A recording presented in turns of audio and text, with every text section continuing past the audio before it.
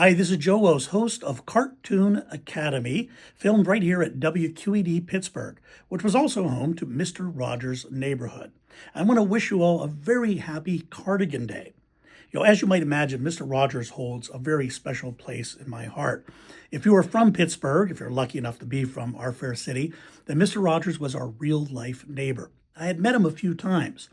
The first time I met him, I was about 14 years old, and my best friend's dad was a cameraman for Mr. Rogers' Neighborhood. And my friend Rob asked if I would like to meet Fred at a family picnic they were having. And so I went to the family picnic, and my friend Rob introduced me to Fred Rogers. And back then, I looked a lot different. I was a punk rock kid. I had spiked orange hair, a couple earrings in his ear, jean jacket covered in safety pins, combat boot, and just totally punk rock.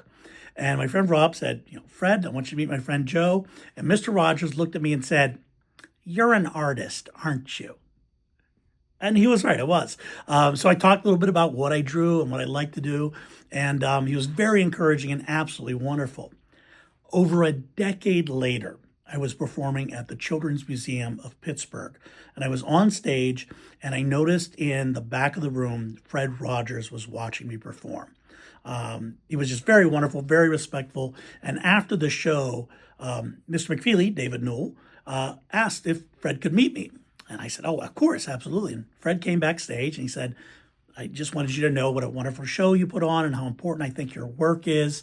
And I said to Fred Rogers, "This isn't the first time we've met. When I was a 14-year-old kid, I had spiked orange hair and earrings in the ears and punk rock kid with the jean jacket, the safety pins, and the combat boots. And you looked at me and said, 'You're an artist, aren't you?' And Fred Rogers looked at me and said, 'Well, I was right, wasn't I?' And a couple of days later, I received a wonderful letter at the Children's Museum of Pittsburgh from Fred Rogers.